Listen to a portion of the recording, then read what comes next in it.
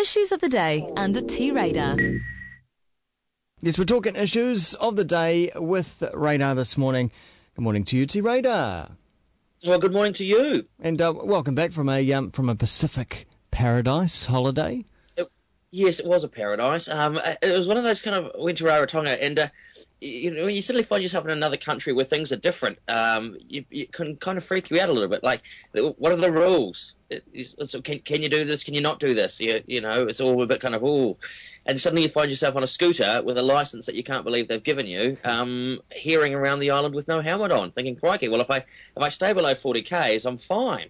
Just seemed inherently dangerous, but a great sense of freedom. Well, what fun. Well, that sounds like fun. What fun. What fun indeed. Yeah. Meanwhile, back here in New Zealand, a lot of people having a great deal of not fun, obviously. Floods and landslips and various bits and pieces. Yeah, it's true. You couldn't. It sounded like you were worlds apart from what we were, and you come back right bang on the beginning of winter, 1st of June. We're into it. Yes, and what's the first story that I see when I come back? It was actually a story from Queenstown where apparently someone is a little bit sick of people putting their wheelie bins out at night. It's cluttering up the footpaths.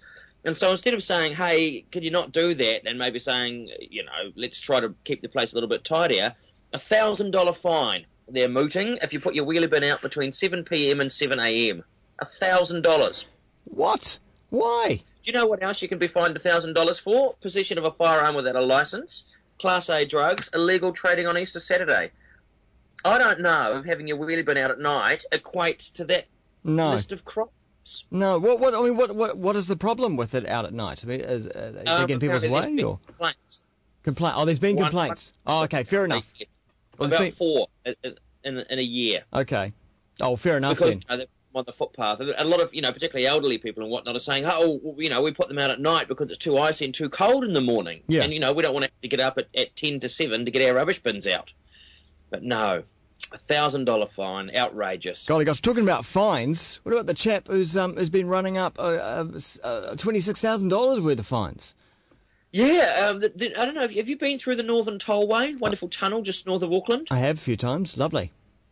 And as you'll recall, probably an oddly difficult place to pay your toll, because if you don't have a cell phone and remember to do it from that or do it on the internet, you've actually got to pull off to a service station and pay the toll there.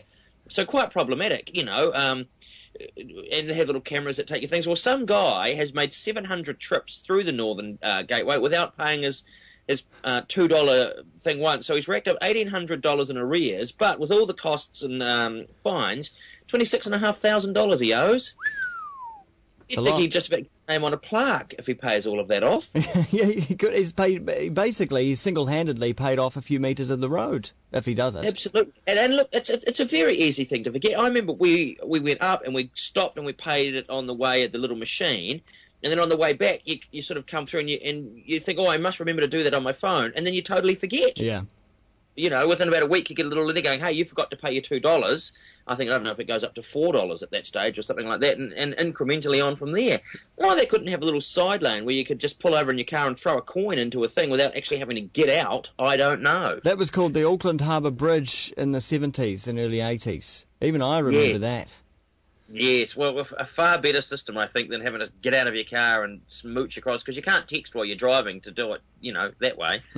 Nonetheless, madness. Not as mad, though. I think my madness of the week, there's a dairy owner in Christchurch confronted by an armed robber, and he attacked him with a cardboard display stand. Oh, what was do we know what the display stand was? Was it a person or a... No, I did see it on the news. It was just a display stand of confectionery or something like that. It was quite near the counter. But the armed robber was there with some kind of a large shotgun-looking device, and the dairy owner sort of just suddenly grabbed this stand and started attacking him. He's been hailed a hero by a number of people, but watching the footage on TV, you're just looking at him thinking, dude, any second now, you could actually be dead.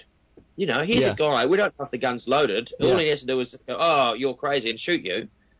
It's just people are so angry, aren't they? Angry at people running into their stores with guns and demanding money. It's just, they're just trying to make a living themselves. Angry. That's exactly right. But you do feel for them, but you also think, God, is it worth being killed for that?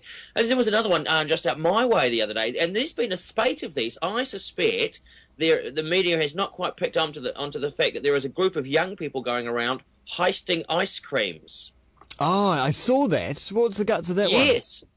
There was one, it was at Ranui, and some teens, a large group of them, went into the dairy with a firearm of some kind, and all they saw was ice creams. But about a month and a half ago, I went to my local service station to buy a late-night ice cream, and they were banned. They weren't selling any ice creams because someone had come in and stolen a whole lot of ice creams. Huh.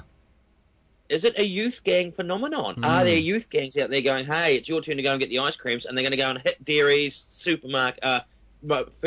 stations and whatnot, heist the ice creams, and off they go. And it's like some kind of a gang affiliation thing, a membership criterion. Gosh, how do you deal with that? How do we deal with kids stealing ice creams? With guns and knives. Oh, I don't know. Oh, right. You mean you're not saying hit them back with guns and knives. You wouldn't be saying that. No. Oh, right. No, okay. no, not. I'm saying we deal with them by spanking them, but that's illegal now. Yeah. So I'm not entirely sure how you deal with people who believe that it's okay to go into a shop and steal ice creams with guns and knives. Yeah. What about this Navy ship that is also, like the other Navy ship, out of action because there's a bit of a mechanical fault? Yes, there's a lot of things that you must think about when you're investing hundreds of millions of dollars in a Navy ship, and one of them, obviously, is a warranty to make sure that it's all fine. And it seems that every ship that we've bought recently has turned steaming towards New Zealand on its lovely maiden voyage, and thinking, something's broken. We'll have to turn around and go back. Yesterday, there was some kind of a starboard engine control system fault in HMNZS Wellington when it was on its way here. So they've turned around and got home again. But fortunately, all covered by a warranty. But you just think, surely if you were building it, you'd do a few test drives and get it right, make sure it was all tuned up and that it was well polished and whatever else you do to a ship before you sort of send it over to us and go, there you go, all done. Yeah. Have you? Talking about the Navy and whatnot, have you had any thoughts on the situation with Pete Bethune? Who's he's over in Japan. He's on trial at the moment, and he could be locked up for a decent amount of time. Have you any thoughts? Because I was thinking about this last night. Well, what is Sea Shepherd going to do if he is locked up next time? Can you imagine what the situation is going to be like in the South Seas in the next whaling season? Yes, it's going to be fairly titchy, and given that the Japanese court system tends to find, is it 99-point-something% of people guilty? Yeah. Once they're on trial, there doesn't seem to be a lot of hope from. At all, and of course, the Japanese ultra-rightists, nationalist type folks are outside protesting him, calling him a terrorist and things like that. But not a lot of footage of supporters out there in Japan. Not a lot of sort of Japanese folks on the news mustering onto the streets to sort of support him and going, actually, we don't need to do this whaling. So I suspect the cards of public opinion are against him over there in Japan. But yes, if they do lock him up, I think things will be very, very tetchy. But also, I suspect, there won't be too many more boardings. They may look at that and think, we're not going to do that anymore. That doesn't seem to work. Pete's locked up in a Japanese prison. And there are, on the internet, if you have a look, there are some sort of descriptions of what life in a Japanese prison is like. Yeah. Sounds terrible, but also quite good at the same time, if you know what I mean. Compared to ours? Well, compared to ours and compared to America, very little violence, apparently. They keep everyone in very rigid kind of things, but very, very disciplined. You have to get up at exactly the same time, and you have to sit with your head bowed down at your meal, and you're not allowed to start eating until a certain time. And they say that sort of this uber discipline stops a lot of the violence and the shenanigans that occur in prisons. I don't know. It doesn't sound pleasant to me. No. Well, maybe this time next week we might know what's going on over there. I would say so. We can discuss it then. Thanks, T-Radar. We'll speak again. Indeed. T-Radar there. It's now 20 minutes past 8. Go to